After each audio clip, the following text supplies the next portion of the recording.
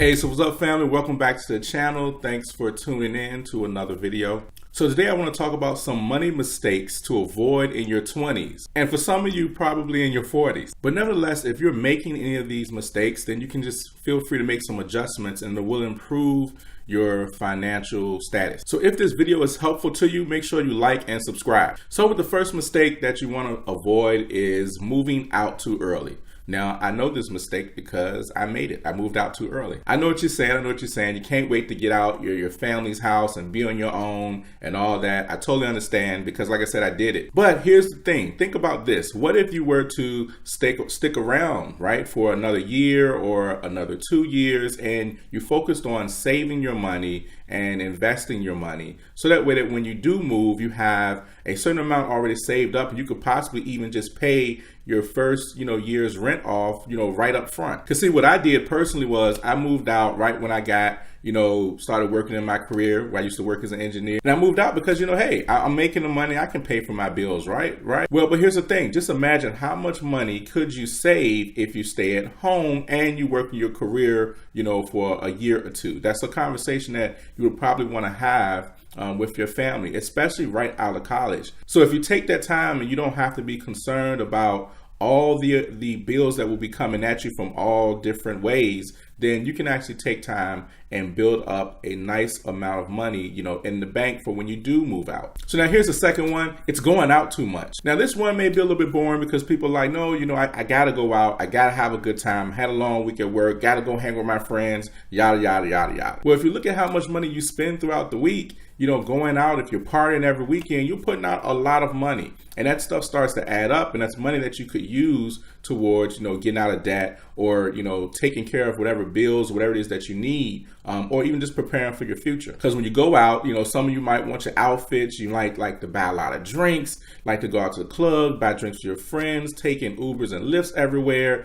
just putting out a lot of money when you go out. Whether it's $50 or $200, it still adds up through time. And pretty much that's money that you could be using to, of course, prepare yourself for the future financially. Now, it doesn't mean that you can't go out at all. It's just maybe, limit how much you go out. Because when you go out and if you're drinking a lot and you get a hangover and then the next day you're missing time because you're recovering from a hangover, you're just pretty much wasting time that you could be using to be more productive. And if you're doing this once a week, every week, 2 times a week, 3 days out the week, or whatever the case is, you're just simply putting out too much money and you're losing a lot of time that you could be using towards something else. I know it kind of sounds preachy, but hey, listen, if you're trying to do better financially, then you have to watch how much you go out, how much you're spending that money just being out, even to the extent of if you're going to work and you're paying, for your lunch every single day. And let's say if it's $10 a day that you're buying lunch, that's $50 a week. Not to mention the amount of money that you put out, just when you're going to work, if you want coffee, and then if you're coming from work and you don't want to,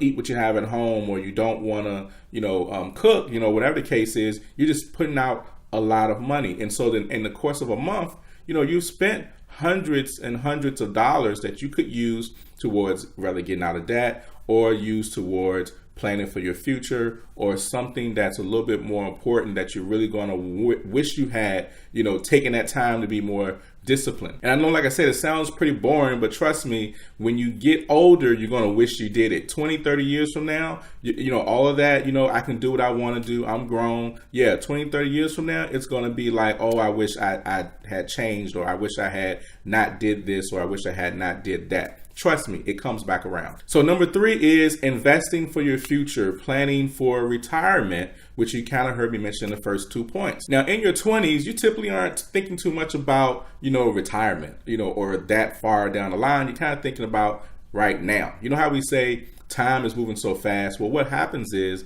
we're typically just working a lot, right? So we don't really get a chance to, or we don't take the chance to necessarily embrace every single day. So the weekends are where we typically are living, or where we feel like, oh, this is great, but you can actually enjoy every single day. And so in your 20s, you're typically grinding hard, trying to build a life. So days go past faster because you're just working.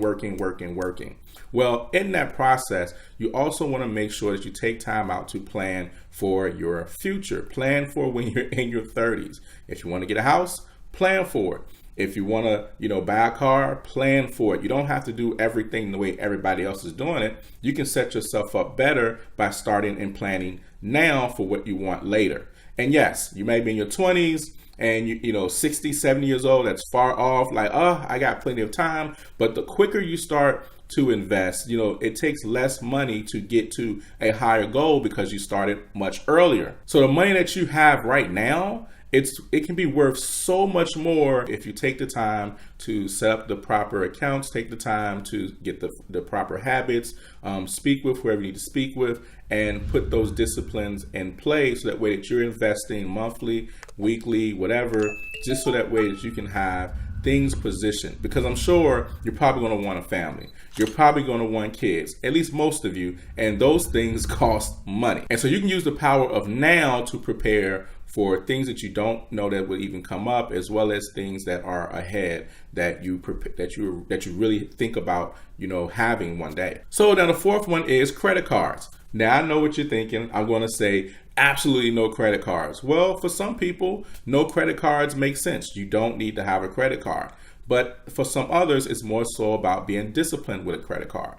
Yes, credit cards aren't the best method for paying for things, but it can be the best method for paying for things. I know that sounds a little confusing, so hear me out. Now, yes, it is very important to understand that if you don't have the money, you don't need to be spending it. That's just a simple thing there. Is like you don't need to spend money that you don't have. So in many cases, a credit card is, it's foolish. You don't really need it. But in some cases, credit cards can also be used to help you build credit and help you build discipline. But it's just about how you use the credit card, which makes all the difference. So if you have one already, then there's some things that you want to take into account with that credit card. For example, if you don't have really good credit or whatever the case is, and you want to build credit, you could do something like a secured credit card where basically you're just kind of spending the money that you already have that you kind of deposit up front. And it just pretty much helps you to build your credit. So there are different things like that you can use, even if you were just putting like your Amazon or your Amazon Prime or your Netflix or Hulu subscription on there and just making sure that you pay that off.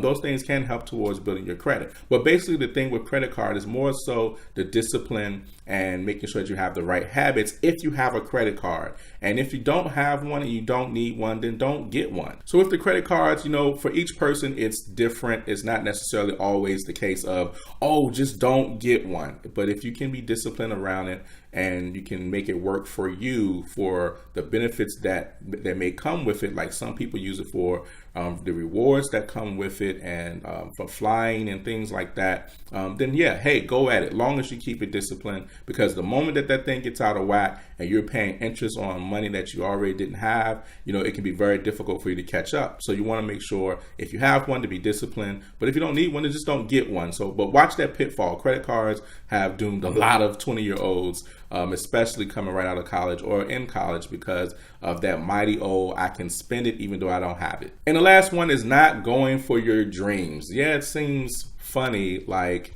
how is that a big money mistake? Well, the truth is that, when you're in your 20s, you can take more risk than, most people can when they're in their 50s and 60s, because, they have a little bit more things to have to be concerned about. When you're 20s, yes, you have things to be concerned about, but it's one of the perfect times for you to really start making moves towards, ideas that you have. Maybe it's a side business you want to start, but you're apprehensive.